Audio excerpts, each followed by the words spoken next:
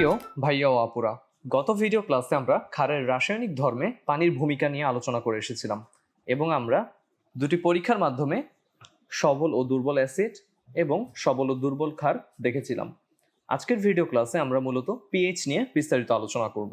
আমি তোমাদের সাথে রয়েছে আশিক শাহ। চলো শুরু করা যাক। পিএইচ মূলত কি? পিএইচ মূলত কেন ব্যবহার করা হয়? কোনো একটা জলীয় দ্রবণের প্রকৃতিটা কিরকম, অর্থাৎ সেই জলীয় দ্রবণটা কি ক্ষারীয় নাকি জলীয় দ্রবণটা অম্লীয় নাকি সেটা নিউট্রাল অর্থাৎ নিরপেক্ষ। তার মানে হচ্ছে যে সেটা অ্যাসিডিকও না, সেটা বেসিকও না, তার মানে অম্লীয় না ক্ষারীয় না, এরকম একটা দ্রবণকে আমরা বলছি নিরপেক্ষ দ্রবণ। তো তাহলে এরকম কোন একটা দ্রবণের প্রকৃতিটা অম্লীয় হবে নাকি ক্ষারীয় হবে কিংবা নিরপেক্ষ হবে, সেটা জানার জন্য আমাদের পিএইচটা ব্যবহার করা হয়ে থাকে। তাহলে চলো আমরা পিএইচ এর ডেফিনেশনটা একটু দেখে নিই। কোনো দ্রবণের পিএইচ হলো ওই দ্রবণে উপস্থিত হাইড্রোজেন আয়নের ঘনমাত্রার ঋণাত্মক লগারিদম। এটা একটু যদি আমরা ম্যাথমেটিক্যালি দেখি তাহলে কিন্তু সহজ হয়ে যায়। খেয়াল করে দেখব এখানে কি বলা হচ্ছে, সংজ্ঞার সাথে তার মিলটা কোথায়। হাইড্রোজেন আয়নের ঘনমাত্রা, থার্ড ব্র্যাকেট দিয়ে আমরা মূলত ঘনমাত্রা প্রকাশ করি এবং সেটা হচ্ছে মোলার এককে, তার মানে মোল পার লিটার। তো হাইড্রোজেন আয়নের ঘনমাত্রার ঋণাত্মক লগারিদম, লগারিদম বলতে এখানে হচ্ছে 10 ভিত্তিক যে লগারিদমটা সেটা, এবং তার সামনে হচ্ছে মাইনাস, অর্থাৎ pH is equals to minus log H plus বা concentration of H plus. Hydrogen আয়নের ঘনমাত্রার এই ঋণাত্মক লগারিদমকে আমরা বলছি পিএইচ। পিএইচ নিয়ে অনেক কথা প্রচলিত, তবে পিএইচ সর্বপ্রথম আবিষ্কৃত হয় বিজ্ঞানী বলাটা আসলে কতটুকু ঠিক হবে জানি না, রসায়নবিদ বলাটা মনে হয় বেশি যৌক্তিক হবে। তো রসায়নবিদ সরেনশেন সর্বপ্রথম এই ধারণাটা উপস্থাপন করেন এবং তিনি ফরাসি ভাষায় এই জিনিসটাকে কি উল্লেখ করতেন আমরা একটু দেখি। এটাকে বলা হতো ফুইশন্স ডি হাইড্রোজেন। তাহলে এই টার্মটা আমরা পরবর্তীতে এটা মূলত কি ইন্ডিকেট করে, আমরা যদি ইংরেজিতে এটাকে লেখার চেষ্টা করি সেটা হচ্ছে পাওয়ার বা স্ট্রেংথ অফ হাইড্রোজেন, বা সহজে বোঝার জন্য আমি বলতে পারি যে হাইড্রোজেন আয়নের যেই পাওয়ারটা বা হাইড্রোজেন আয়নের যে শক্তিটা সেটাই আমরা পিএইচ দিয়ে প্রকাশ করি। এরপরে আমরা চলে যাব পরের অংশটাতে, যে পিএইচটাকে আমরা মূলত কিভাবে লিখি। এখানে তোমরা ইতিমধ্যে বুঝতে পেরেছো যে পিএইচ এর পিটা হচ্ছে ছোট হাতের এবং এইচটা হচ্ছে বড় হাতের। তোমরা সবসময় খেয়াল রাখবে আমরা ছোটবেলায় কিভাবে লিখতাম, ইংরেজি হাতের লেখাগুলো এরকম ঘর টানা থাকতো আমাদের, তো এই জায়গাটাতে আমরা পি দেব আর এটা হচ্ছে আমাদের এইচ, ঠিক আছে? তাহলে এইভাবে আমরা পিএইচ লিখবো সব সময়। ওকে, অনেকে তোমরা এইভাবে পিএইচ লেখো, এটা সম্পূর্ণ ভুল, কিংবা এইভাবে পিএইচ লেখো, এটাও কিন্তু সম্পূর্ণ ভুল, অথবা এইভাবে, এগুলোর কোনোটাই কিন্তু সঠিক নয়। সঠিক হচ্ছে একমাত্র এটা, অর্থাৎ পিটা ছোট হাতের হবে এবং এইচটা বড় হাতের হবে। অনেকের আবার ছোট হাতের পি এবং বড় হাতের পি দেখতে প্রায় একই রকম। সেক্ষেত্রে আমরা কি করতে পারি, সেক্ষেত্রে তুমি ছোট হাতের পি কে আলাদা করে বোঝানোর জন্য পি এর মাথাটা একটু বর্ধিত রাখতে পারো এবং এইচ এভাবে দিতে পারো। তো এই ছিল আমরা পিএইচ কিভাবে লিখবো মূলত সেটার একটা প্র্যাকটিস। একটু আগে যেটা বলছিলাম, যেখানে এইচ প্লাস থার্ড ব্র্যাকেটের মধ্যে, কেন থার্ড ব্র্যাকেটের মধ্যে মূলত কোনো একটা দ্রবণের ঘনমাত্রা বোঝানো হয়, আর এখানে যেহেতু থার্ড ব্র্যাকেটের মধ্যে এইচ প্লাস রয়েছে তার মানে বুঝতেই পারছো এটা হাইড্রোজেন আয়নের মোলার ঘনমাত্রাটাকে ইন্ডিকেট করছে। আর মোলার ঘনমাত্রা মানে কি, খুব সংক্ষেপে বলতে গেলে 1 লিটার দ্রবণে কত মোল ওই পদার্থটা রয়েছে। তো এখানে 1 লিটার দ্রবণে কত মোল হাইড্রোজেন আয়ন রয়েছে সেটা বোঝানো হচ্ছে এইচ প্লাস দিয়ে। তার মানে আমরা এই এইচ প্লাসের ঘনমাত্রা যেটা সেটা মোলারিটি এককে থাকবে, কিংবা আমরা জানি যে তৃতীয় বন্ধনীর মধ্যে কোনো আয়ন থাকলে সেই আয়নের ঘনমাত্রাটা মোলারিটি এককে ইন্ডিকেট করা হয়। 1 লিটার বিশুদ্ধ পানিতে হাইড্রোজেন আয়নের পরিমাণটা হচ্ছে 10⁻⁷ মোল। তার মানে ঘনমাত্রাটাকে আমরা বলতে পারি যে 10⁻⁷ মোলার। তাহলে বিশুদ্ধ পানির পিএইচটা কত হবে, এই সূত্রটাতে, অর্থাৎ pH is equals to minus log H plus বা কনসেন্ট্রেশন অফ এইচ প্লাস, এখানে যদি এই জায়গাটাতে আমরা কত 10⁻⁷ বসাই তাহলে ভ্যালুটা কত দাঁড়ায়, ভ্যালুটা চলে আসে 7, অর্থাৎ পিএইচ এর মানটা, বিশুদ্ধ পানির পিএইচ এর মানটা হচ্ছে 7। এটাকে আমি একটু যদি হাতে দেখাই, সেক্ষেত্রে আমরা কিভাবে পিএইচ এর মানগুলো বসাবো, মাইনাস লগ, এখানে লেখার সময় তোমাকে কিন্তু অবশ্যই এইচ প্লাস থার্ড ব্র্যাকেটের মধ্যে রাখতে হবে, যেহেতু এটা মেইন সূত্রটা, এবং থার্ড ব্র্যাকেটের মধ্যে রাখা মানে হাইড্রোজেন আয়নের ঘনমাত্রাটা মোলারিটি এককে। তো বিশুদ্ধ পানির ক্ষেত্রে তার হাইড্রোজেন আয়নের ঘনমাত্রাটা হয় 10⁻7 মোলার। তো এই মোলার বলতে মূলত মোল পার লিটার বোঝায়, তোমরা এর আগে মোলারিটি সম্পর্কে জেনে এসেছো চ্যাপ্টার 6-এ খুবই বিস্তারিতভাবে। তো এখানে আমি যদি ভ্যালুটা বসাই মাইনাস লগ 10⁻7, এবারে থার্ড ব্র্যাকেট না বসালেও চলবে। তাহলে এই রেজাল্টটা কত হয়, যেহেতু এটা হচ্ছে 10 ভিত্তিক লগ, তার মানে এই মাইনাস আর এই পাওয়ারটা সামনে নেমে আসবে, -7, তার মানে হচ্ছে 7, অর্থাৎ বিশুদ্ধ পানির পিএইচ এর ভ্যালুটা হচ্ছে 7। তার মানে বুঝতেই পারছো যে এইখানে আমরা যে ঘনমাত্রাটাকে ব্যবহার করব, বা এখানে বলতে পারো এই ঘনমাত্রাটার উপরে, অর্থাৎ হাইড্রোজেন আয়নের ঘনমাত্রার উপরেই কোনো একটা দ্রবণের পিএইচ এর মানটা নির্ভর করছে। এবার চলো আমরা একটু ঘনমাত্রা পরিবর্তন কম বেশি করে দেখি যে পিএইচ এর মানটা কিভাবে পরিবর্তিত হয়। এখানে হাইড্রোজেন আয়নের ঘনমাত্রা মোলারিটি এককে অবশ্যই, আর ডান পাশের কলামে দেয়া হচ্ছে কি পিএইচ এর মানটা। পিএইচ এর মানটা ওই সূত্রে আমরা মান বসিয়ে যে মানটা পাবো সেটাই মূলত হচ্ছে পিএইচ। এখন এখানে আমরা খেয়াল করে দেখি যে আমাদের ঘনমাত্রাটা কিভাবে পরিবর্তিত হচ্ছে। একটু আগে আমরা নিরপেক্ষ দ্রবণ বা পানির ক্ষেত্রে, বিশুদ্ধ পানির ক্ষেত্রে দেখে এসেছি 10⁻7 মোলার ছিল, তার ক্ষেত্রে পিএইচটা কত হচ্ছে, পিএইচটা হচ্ছে 7। আবার এবার ঘনমাত্রাটা বেড়ে গেল, বেড়ে গিয়ে কত হলো 10⁻6। এবার পিএইচটা কমে গিয়ে হয়ে গেল 6। কিভাবে পাবো, এই সূত্রে মানটা বসিয়ে দেবো, অর্থাৎ এইচ প্লাসের জায়গায় 10⁻6 বসালে আমি পিএইচ এর মানটা পেয়ে যাব 6। আবার 10⁻5 মানে ঘনমাত্রাটা আরো বেড়ে গেল হাইড্রোজেন আয়নের, সেক্ষেত্রে আমার পিএইচ হলো কত 5। তার মানে এই পাশে আমি দেখতে পাচ্ছি যে হাইড্রোজেন আয়নের ঘনমাত্রাটা বাড়ছে, আর এই পাশে দেখতে পাচ্ছি আমরা পিএইচ কমছে। তার মানে হাইড্রোজেন আয়নের ঘনমাত্রাটা যত বাড়বে তত আমার পিএইচ এর মান কমবে। আর একটু বিস্তারিত ভাবে বলতে গেলে হাইড্রোজেন আয়নের ঘনমাত্রা যত বাড়বে তত কি ওই অ্যাসিডটা তত বেশি তীব্র, কারণ হাইড্রোজেন আয়ন যত বেশি, হাইড্রোজেন আয়নের ঘনমাত্রা যত বেশি, সেই অ্যাসিড তত বেশি তীব্র। কারণটা কি, কারণটা আমরা গত ক্লাসে বা আগের ক্লাসগুলোতেই দেখে এসেছি যে সবল অ্যাসিড বা তীব্র অ্যাসিডের ক্ষেত্রে কি হয়, হাইড্রোজেন আয়নের ঘনমাত্রাটা অনেক বেশি পাওয়া যায়, তাই তো দুর্বল অ্যাসিডের ক্ষেত্রে ঘনমাত্রাটা সেরকম বেশি আমরা পাই না। তার মানে হাইড্রোজেন আয়নের ঘনমাত্রা বাড়ছে, অ্যাসিডটা তত বেশি তীব্র হচ্ছে এবং তার পিএইচ এর মানটা কমছে। তার মানে কোনো একটা অ্যাসিডের পিএইচ এর মানটা যত কম তার তীব্রতা তত বেশি, অর্থাৎ তাতে হাইড্রোজেন আয়নের ঘনমাত্রাটা তত বেশি। এই জিনিসটা আমাদেরকে মনে রাখতে হবে। এরপরে আমরা তাহলে এটাই বুঝলাম যে হাইড্রোজেন আয়নের ঘনমাত্রা বাড়লে পিএইচটা কমে এবং অ্যাসিডটার তীব্রতাটা বাড়ে। এখন কোনো বিশুদ্ধ পানির মধ্যে আমরা যদি ক্ষার যোগ করি তাহলে কি ঘটবে, তাহলে ক্ষারের যে হাইড্রোক্সিল আয়নটা সেটা বিশুদ্ধ পানির হাইড্রোজেন আয়নের সাথে বিক্রিয়া করে ওই পানিতে বা ওই বিশুদ্ধ পানিতে হাইড্রোজেন আয়নের সংখ্যাটাকে কমিয়ে ফেলবে। যেমন আমরা যদি দেখি যে এখানে একটা চার্ট করে ঠিক আগের মতন, এই পাশে হাইড্রোজেন আয়ন, এই পাশে হচ্ছে পিএইচ।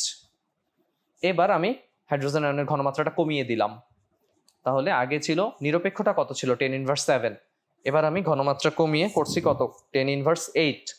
পিএইচ এর মানটা কত হয়ে গেছে, বেড়ে গেছে, বেড়ে গিয়ে হলো 8। আবার ঘনমাত্রা আরো কমিয়ে দিলাম, পিএইচ এর মান বেড়ে গিয়ে 9 হলো। ঘনমাত্রা আরো কমালাম 10⁻10 মোলার, তাহলে পিএইচটা দাঁড়ালো 10-এ গিয়ে। তার মানে আমরা বাম দিকে দেখতে পাচ্ছি কি হাইড্রোজেনের ঘনমাত্রা, হাইড্রোজেন আয়নের ঘনমাত্রাটা কমে যাচ্ছে, আর অপর দিকে আমরা দেখতে পাচ্ছি যে পিএইচটা বাড়ছে। তার মানে হাইড্রোজেন আয়নের ঘনমাত্রা কমে যাচ্ছে। এই কমে যাওয়া মানে কি, সেখানে যেমন উপরে একটু আগে আমি যেটা বলছিলাম যে বিশুদ্ধ পানির মধ্যে যখন ক্ষার যোগ করা হচ্ছে OH-, তখন বিশুদ্ধ পানির H+ এর সাথে সে বিক্রিয়া করে কি করে, ওই দ্রবণটার H+ এর পরিমাণটাকে কমিয়ে দেয়, তাই তো। তার মানে আমি যখন এখানে H+ কমে যাচ্ছে, এর কমে যাওয়ার কারণটা কি, OH- বেড়ে যাচ্ছে, আর OH- বেড়ে যাওয়া মানে কি ক্ষার বেড়ে যাওয়া, তাই না। আমরা জানি যে ক্ষারের ক্ষেত্রে সে কি পানিতে বিয়োজিত বা আয়নিত হয়ে হাইড্রোক্সিল আয়ন দান করে বা হাইড্রোক্সিল আয়নে বিশ্লেষিত হয়। তাহলে আমার OH- যত বাড়ছে একটা ক্ষারের তীব্রতা তত বাড়ছে, এবং পাশাপাশি কি দেখতে পাচ্ছি আমরা হাইড্রোজেন আয়নের ঘনমাত্রাটা কমে যাচ্ছে। এবং পিএইচ বাড়ছে। তাহলে একদম সংক্ষেপে বলতে গেলে পিএইচ যত বাড়বে তত হাইড্রোজেন আয়নের ঘনমাত্রাটা কমছে, অর্থাৎ দ্রবণটা তত বেশি ক্ষারীয় হচ্ছে। আর একটু আগে যেটা শিখে এসেছি সেটা কি ছিল? হাইড্রোজেনের ঘনমাত্রা যত বাড়বে পিএইচ তত কমবে। তাহলে আমরা বুঝে গেলাম যে এখানে H প্লাসের সাথে হাইড্রোজেন আয়নের ঘনমাত্রার সাথে পিএইচ এর একটা কি নিবিড় সম্পর্ক রয়েছে। এবং পিএইচ এর মান 7 হওয়া মানে সেটা কিন্তু ক্ষারও না, সেটা কিন্তু অ্যাসিডও না, সেটা হয় কি একটা নিরপেক্ষ দ্রবণ। আবার পিএইচ এর মান যখন 7 থেকে কম সেই দ্রবণটাকে আমরা বলি অ্যাসিডিক দ্রবণ বা অম্লীয় দ্রবণ, আর পিএইচ এর মানটা যখন 7 থেকে বেশি সেটাকে আমরা বলি ক্ষারীয় দ্রবণ। তাহলে এই চার্টটা দেখলে আমরা খুব সহজেই বুঝবো যে পিএইচ যখন স্মলার দেন 7 তখন সেটাকে অম্লীয় দ্রবণ বলছি, পিএইচ যখন 7 তখন সেটা নিরপেক্ষ, আর পিএইচ যখন 7 এর বেশি সেটা হবে ক্ষারীয়। এরপরে পিএইচ পরিমাপ করার জন্য আমরা মূলত পিএইচ স্কেল ব্যবহার করে থাকি। পিএইচ স্কেলটা একটু খেয়াল করো, আমরা কিন্তু অঙ্কের হিসেবে অর্থাৎ পিএইচ ইজ ইকুয়ালস টু কি ছিল সূত্রটা, মাইনাস লগ এইচ প্লাস। এই এইচ প্লাসের জায়গায় আমরা যে কোনো মান বসাতে পারি, তো যে কোনো মান বসালে আমরা পিএইচ এর মান ঋণাত্মক থেকে শুরু করে যে কোনো ধনাত্মক সংখ্যা হয় কিন্তু সম্ভব। কিন্তু আমরা বাস্তব জীবনে ব্যবহারিক অর্থে পিএইচ এর মানটা বিবেচনা করি 0 থেকে 14 পর্যন্ত। এই যে খেয়াল করে দেখো এখানে একটা পিএইচ স্কেল দেখানো হচ্ছে, তো এই পিএইচ স্কেল অনুযায়ী খেয়াল করে দেখো যে আমরা পিএইচ এর মানটা 0 থেকে বাড়তে বাড়তে ধীরে ধীরে বাড়তে বাড়তে এখানে 14 পর্যন্ত হয়ে গেছে। এখানে যেটা দেখানো হচ্ছে যে 0 থেকে 7 পর্যন্ত এটা কি অম্লীয় বা অ্যাসিডিক। যখনই পিএইচটা 7 চলে আসবে সেটা হবে নিরপেক্ষ বা নিউট্রাল। যখনই পিএইচ এর মানটা আরো বেড়ে যাবে তখনই সেটা হবে কি ক্ষার বা অ্যালকালাইন। এবং যেটা বলছিলাম যে আমাদের পিএইচ এর মান কিন্তু এই 0 থেকে 14 বাইরে যে কোনো সংখ্যাই আসতে পারে, সেটাও কিন্তু সঠিক। তোমাদের এমন ভাবার কোনো কারণ নেই যে কোনো একটা নেগেটিভ ভ্যালু চলে আসলো পিএইচ এর, সেটা আসলে কি ইন্ডিকেট করে? নেগেটিভ ভ্যালু মানে কি? 0 থেকেও কমে যাচ্ছে, তার মানে হাইড্রোজেন আয়নের ঘনমাত্রাটা এতটাই বেশি যে সেখানে পিএইচ এর মানটা নেগেটিভ চলে এসেছে। তো তার মানে কি সেটা তত তীব্র অ্যাসিড হবে। আবার যদি 14 উপরে চলে যায় সেক্ষেত্রে কি হবে? সেটা তত বেশি ক্ষারীয় হবে, কারণ আমরা জানি যে পিএইচ এর মান যত বাড়বে দ্রবণটা ক্ষারীয় হয়ে যাচ্ছে। এরপরে খেয়াল করে দেখবো আমরা, তাহলে একটু আগে যেটাই বলছিলাম, এই স্কেলে আমরা যদি সবচেয়ে শক্তিশালী পিএইচ এর মানটা ধরতে চাই, শক্তিশালী অ্যাসিডের পিএইচ এর মানটা, তো 7 তো নিউট্রাল, 7 থেকে যত কমবে তত কি শক্তিশালী অ্যাসিড হবে, আর 7 থেকে যত বাড়বে তত শক্তিশালী ক্ষার হবে।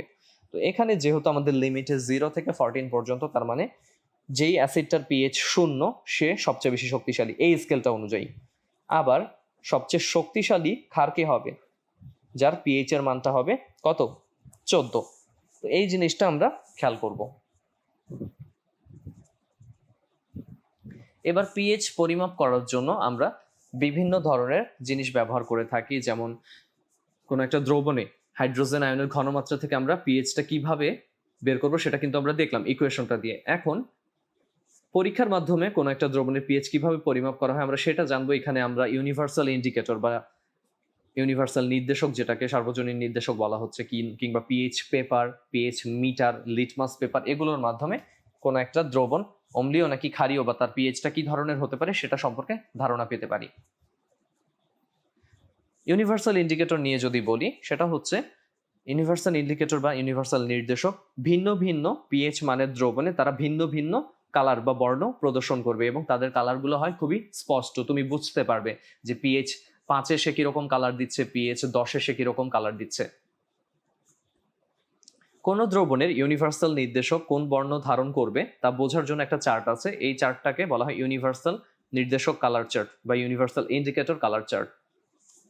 এখানে আমি একটা ইন্ডিকেটরের কথা যদি বলি, যে সোডিয়াম হাইড্রোক্সাইড মানে ক্ষারীয় দ্রবণে একটা ইন্ডিকেটর, তার নাম হচ্ছে ফেনফথ্যালিন। যখন সোডিয়াম হাইড্রোক্সাইড বা ক্ষারীয় দ্রবণ থাকে তখন এই ফেনফথ্যালিনটা বর্ণ ধারণ করে কি নির্দেশকের বর্ণ এখানে থাকে গোলাপি। যখনই আমি অ্যাসিড ঢেলে এটাকে প্রশমিত করলাম, দেখো ধীরে ধীরে কিন্তু বর্ণটা গোলাপি থেকে বর্ণহীন হয়ে যাচ্ছে। আমরা একটু খুব মনোযোগ দিয়ে অ্যানিমেশনটা লক্ষ্য করি। সোডিয়াম হাইড্রোক্সাইড বা ক্ষারে ফেনফথ্যালিন যে ইন্ডিকেটরটা, ফেনফথ্যালিন হচ্ছে একটা রাসায়নিক নির্দেশক, বা রাসায়নিক নির্দেশক না, ইউনিভার্সাল নির্দেশক। তো এই নির্দেশকটা যখন ক্ষার দ্রবণে থাকে এটার বর্ণ থাকে গোলাপি, কিন্তু যখনই আমি এখানে অ্যাসিড যোগ করব, ধীরে ধীরে অ্যাসিড যোগ করছি, তখনই কি এর বর্ণটা ধীরে ধীরে খেয়াল করে দেখো কালারলেস হয়ে যাচ্ছে। অর্থাৎ গোলাপি বর্ণের তীব্রতাটা কমতে কমতে কমতে কমতে একটা সময় প্রশমিত হয়ে যায়, মানে অ্যাসিড এবং ক্ষার পরস্পরকে প্রশমিত করে ফেলে। এরপরে যদি আমি আরো এক ফোঁটা অ্যাসিড দিয়ে দেই, সেক্ষেত্রে দেখবো কি কালারটা বর্ণহীন। তার মানে তুমি বলতে পারো যে ফেনফথ্যালিন যে নির্দেশকটা সেটা ক্ষারীয় দ্রবণে গোলাপি বর্ণ দেখায়, আর অম্লীয় দ্রবণে সেটা কি বর্ণ দেখাবে, সেটা বর্ণহীন দেখাবে।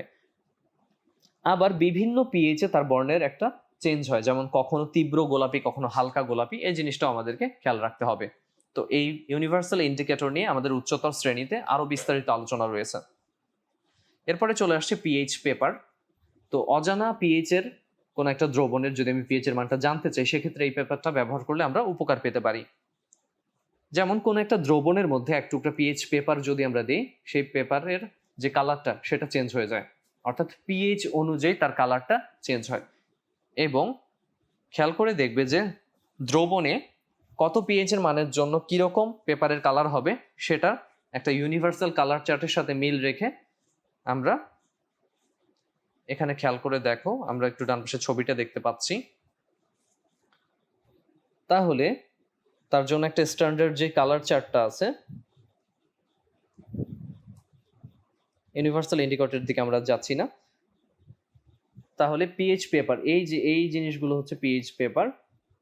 তো এই পেপারগুলো কোনো যদি একটা তুমি দ্রবণে দিয়ে দাও, ধরো সেই দ্রবণটার একটা কালার রয়েছে, মানে পিএইচ পেপারটা তুমি যখন দিলে, তো সেই ট্রান্সপারেন্ট যেই বর্ণের বা বর্ণহীন যেই দ্রবণটা, সেই দ্রবণে পিএইচ পেপার দেওয়ার পরপরই পিএইচ পেপারের কালারটা চেঞ্জ হয়ে ধরো হালকা কমলা বা হালকা সবুজ এরকম একটা রং হয়ে গেল। এরপর তুমি ওই পিএইচ পেপারটা এনে এখানে দেখবে, এই চার্টটাতে দেখবে যে কোন কালারটার সাথে ম্যাচ করছে। তখনই তুমি কিন্তু বুঝতে পারবে যে তোমার যে দ্রবণটাতে তুমি পিএইচ পেপার দিয়েছো তার কালারটা আসলে কিরকম। এখন অত্যাধুনিকভাবে আসলে পিএইচটা পরিমাপ করা হয়, যে জন্য আমরা ডিজিটালি পিএইচ নির্ণয় করতে পারি পিএইচ মিটারের সাহায্যে। তো পিএইচ মিটারে কোনো একটা দ্রবণের আমি যদি পিএইচটা নির্ণয় করতে চাই, সেটা আমি একদম অ্যাকুরেটলি বের করতে পারি। এজন্য আমাকে পিএইচ মিটারের যে ইলেকট্রোডটা আছে সেটা দ্রবণটাতে ডুবিয়ে রাখতে হয়, এবং এরপরে আমরা ডিজিটাল ডিসপ্লে থেকে পিএইচ এর মানটা পেয়ে যাই। তাহলে এই হচ্ছে ডিজিটাল ডিসপ্লে, এটা হচ্ছে ইলেকট্রোডটা। এই যে খেয়াল করে দেখো, এখানে আমরা এই ইলেকট্রোডটাকে এই দ্রবণটার মধ্যে কিছুক্ষণ রাখছি, এবং খেয়াল করে দেখবে যে এটার তলদেশটা অর্থাৎ ইলেকট্রোডটা যাতে ডুবে থাকে। তাহলে দেখো এখানে আমরা একটা ডিজিটাল রিডিং পেয়ে গেছি, পিএইচটা কত 5.57। তাহলে খেয়াল করে দেখো যে আমাদের ওইভাবে ইউনিভার্সাল ইন্ডিকেটরের সাথে কালার ম্যাচ করে কিংবা পিএইচ পেপারের সাথে স্ট্যান্ডার্ড কালার চার্ট ম্যাচ করে করার চেয়ে এখন অত্যাধুনিকভাবে আমরা পিএইচ মিটারের সাহায্যে খুব সহজে কোনো একটা দ্রবণের পিএইচ এর মানটা ডিরেক্টলি ডিজিটাল ভাবে পেয়ে যাচ্ছি, এবং এক্সাক্ট একটা ভ্যালু আমি পেয়ে যাই। যেমন এখানে দেখো 5.57, তুমি কিন্তু কালার চার্ট দিয়ে কিংবা ইন্ডিকেটরের স্ট্যান্ডার্ড কালার চার্ট দিয়ে এইভাবে অ্যাকুরেটলি তার পিএইচটা বের করতে পারবে না, হালকা একটু হেরফের হতেই পারে। আবার আমরা খুব সহজ একটা পদ্ধতির নাম জানি, সেটা হচ্ছে কি, সেটা হচ্ছে লিটমাস পেপার, যেটা নিয়ে আমি এই ক্লাসে শুরু থেকেই বলছি।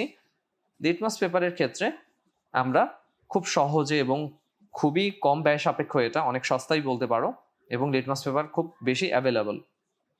তাহলে লিটমাস পেপারে আমরা যদি পিএইচ এর সাপেক্ষে চিন্তা করি, আমরা গত ক্লাস বা আগের ক্লাসগুলোতে জানতাম যে যখন নীল লিটমাস পেপার লাল বর্ণ ধারণ করে সেটা হচ্ছে অম্লীয় দ্রবণ।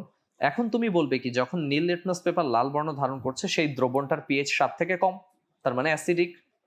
আবার কোন একটা লাল লিটমাস পেপার যখন নীল বর্ণ ধারণ করবে সেটা কি, ক্ষারীয় দ্রবণ, তার মানে তার পিএইচটা কি 7 থেকে বেশি। তাহলে খেয়াল করে দেখো, আমরা লিটমাস পেপার দেখছি এখানে, এই যে খেয়াল করে দেখো, এই যে দ্রবণে যাচ্ছে অম্লীয় দ্রবণে নীল লিটমাস লাল হয়ে যায়, আর ক্ষারীয় দ্রবণে লাল লিটমাসটা নীল হয়ে যায়। এবার তুমি বলতে পারো, ভাই আমি যদি অম্লীয় দ্রবণে লাল লিটমাস ডুবাই তাহলে তার কালার চেঞ্জ হবে না, আবার যদি ক্ষারীয় দ্রবণে আমি নীল লিটমাস ডুবাই সেটারও কালার চেঞ্জ হবে না। তো এই ছিল আমাদের আজকে পিএইচ সংক্রান্ত আলোচনা, এবং কিভাবে আমরা পিএইচ নিয়ে বা পিএইচ গুলো নির্ণয় করতে পারি বিভিন্নভাবে, সেটা নিয়ে আমরা বিস্তারিত আলোচনা করলাম। পরবর্তী ভিডিও ক্লাসে আমরা প্রশমন বিক্রিয়া নিয়ে আলোচনা করব, এবং আমরা পিএইচ এর কিছু গুরুত্ব দেখব। তাহলে পরবর্তী ভিডিও দেখার আমন্ত্রণ জানিয়ে আজকে এখানেই শেষ করছি। আল্লাহ হাফেজ।